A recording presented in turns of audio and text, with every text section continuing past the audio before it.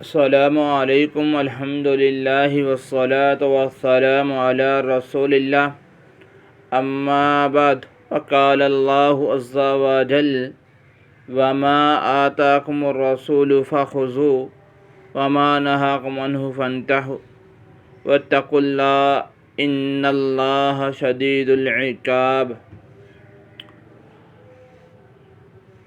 معزز سامعین، اللہ کے نبی علیہ الصلاۃ والسلام نے ابو درداء رضی اللہ تعالی عنہ سے پوچھا، اے ابو درداء، امانت کیسے ادا ہوگی؟ امانت کیسے ادا کی جا سکتی ہے؟ میرے محترم بھائیوں، کتنے ایسے لوگ ہیں، کتنے ایسے بھائی ہیں کہ جن کو اس بات کا علم ہی نہیں ہے، پتہ ہی نہیں ہے کہ غسل کا طریقہ کیا ہے، غسل جنابت کیا ہے، اور اس کو کرنا چاہیے کہ نہیں کرنا چاہیے۔ 99% لوگوں کو پتہ ہی نہیں ہے، اور جن کو پتہ ہے وہ کرتے ہی نہیں ہیں، اور بہت سارے تو سارا دن ایسے گزار دیتے ہیں، کام کاج کرتے رہتے ہیں، سارے معاملات نپٹاتے ہیں، لیکن غسل نہیں کرتے۔ اور بہت سارے تو ایسے ہیں جو مسجد کے اندر بھی آ جاتے ہیں لیکن پاکی حاصل نہیں کرتے، صحیح طرح پاک نہیں ہوتے، ویسے ہی نماز پڑھ لیتے ہیں۔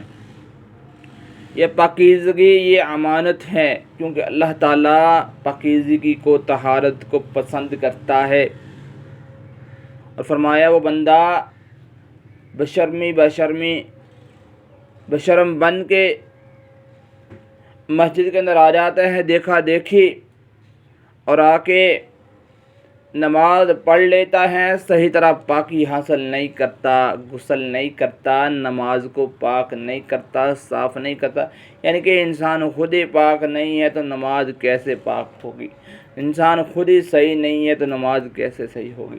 نماز کے صحیح ہونے کے لیے وضو کا ہونا، طہارت کا ہونا، پاکی کا ہونا لازمی اور ضروری ہے۔ جب یہی نہیں ہے تو پھر نماز کیسے ہے؟ میرے محترم بھائیوں، کتنے لوگ ہیں کہ جن کو اس بات کا علم ہے کہ غسل جنابت کرنا چاہیے تبھی پاکی ملتی ہے، اس کے علاوہ انسان ناپاک رہتا ہے۔ اور میرے محترم بھائیوں، پاکیزگی، طہارت یہ امانت ہے۔ اللہ کے نبی علیہ الصلاۃ والسلام فرماتے ہیں، فرمایا، حکم ہوا فرشتے کو، رب العالمین نے کہا اس کو 100 کوڑے لگاؤ۔ اس نے اللہ سے توبہ کی، معافی مانگی، تکرار کیا، تو پھر جا کے حکم ہوا کہ اس کو 1 کوڑا لگا دو۔ فرمایا اس کو 1 کوڑا لگایا گیا، اور اس کے ساتھ قبر جو ہے آگ سے بھر گئی، آگ کے شعلوں سے بھر گئی۔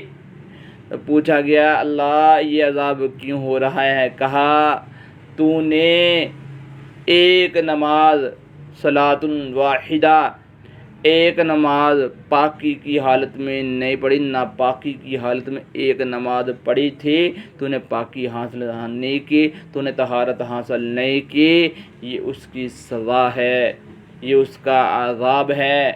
آج ہم سارا دن، ساری رات ناپاکی کی حالت میں گزار دیتے ہیں، غسل نہیں کرتے۔ اور میرے محترم بھائیوں، ایک غسل کرنا، پاکی حاصل کرنا یہ امانت ہے، کیونکہ اللہ رب العالمین فرماتے ہیں وَمَا آتَاكُمُ الرَّسُولُ فَخُذُوهُ، فرمایا جس چیز کا رسول نبی محمد صلی اللہ علیہ وسلم تمہیں حکم دیتے ہیں اس کو پکڑ لو، اس کو تھام لو، اس پہ عمل کر لو، اس کو اپنی زندگی کا حصہ بنا لو۔ اور ہمارے نبی محمد صلی اللہ علیہ وسلم نے ہمیں حکم کیا دیا ہے کہ جب غسل فرض ہو جائے تو پاکی حاصل کرو، غسل کر لیا کرو۔ کیا ہم کرتے ہیں؟ ہم نماز پاک ہو کے پڑھتے ہیں، ہم سارا دن پاک ہو کے گزارتے ہیں، ہم کھانا بھی ناپاکی کی حالت میں کھاتے ہیں، باقی کام کاج بھی ناپاکی کی حالت میں کرتے ہیں۔ کیا یہ ہمارے نبی صلی اللہ علیہ وسلم کا طریقہ ہے یا ان کا حکم ہے؟ ہمارے نبی محمد صلی اللہ علیہ وسلم نے تو منع کیا تھا، وَمَا نَهَاكُمْ عَنْهُ فَانْتَهُوا، فرمایا پاکی حاصل کرو، غسل کرو، کیونکہ تمہارا رب پاکی کو، طہارت کو پسند کرتا ہے۔ لیکن آج کا مسلمان نہیں کرتا۔ آج کے مسلمان کو 99% لوگ ایسے ہیں جن لوگوں کو پتہ ہی نہیں ہے، علم ہی نہیں ہے کہ غسل جنابت کرنا بھی چاہیے کہ نہیں کرنا چاہیے۔ ایک مسلمان کا حال ہے۔ اور میرے محترم بھائیوں، ہم کیسے مسلمان ہیں؟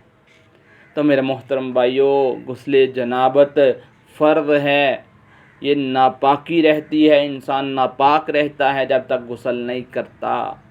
تو فرمایا اس نے ایک نماز ناپاکی کی حالت میں لاپرواہی کی وجہ سے پڑھی تھی، جس کو حکم ہوا تھا کہ 100 کوڑے لگاؤ۔ ابھی 100 کوڑے نہیں تھے لگائے، صرف ایک ہی کوڑا لگایا تھا تو اس کی قبر آگ کے ساتھ بھر گئی تھی۔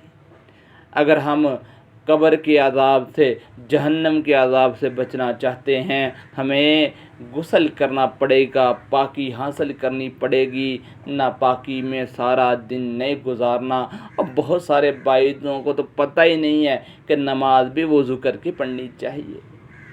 وہ ایسے ہی آتے ہیں، 2 چھٹے منہ پہ لگاتے ہیں، ایک گھونٹ پانی کا منہ میں ڈالتے ہیں اور نماز شروع کر دیتے ہیں۔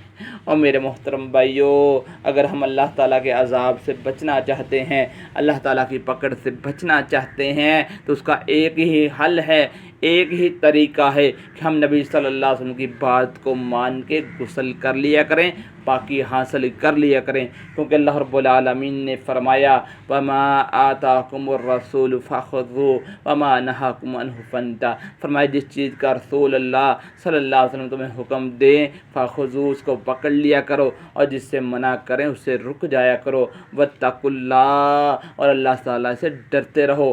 إِنَّ اللَّهَ شَدِيدُ الْعِقَابِ، بے شک اللہ تعالیٰ کی پکڑ بہت سخت ہے۔ اگر ہم اللہ تعالیٰ کی پکڑ سے بچنا چاہتے ہیں، اللہ تعالیٰ کے عذاب سے، قبر کے عذاب سے بچنا چاہتے ہیں، تو میرے محترم بھائیوں، یہ چیزیں، یہ باتیں، یہ عمل ہمیں سیکھنے پڑیں گے، ان کو زندگی کا حصہ بنانا پڑے گا، ان پہ عمل کرنا پڑے گا، تبھی جا کے ہم جہنم کے عذاب سے اور قبر کے عذاب سے اور اللہ تعالیٰ کی پکڑ سے بچ سکتے ہیں۔ تو آئیں میرے محترم بھائیوں، ان چیزوں کو سیکھیں، ان پہ عمل کریں، تاکہ ہم قبر کے عذاب سے اور جہنم کے عذاب سے بچ جائیں۔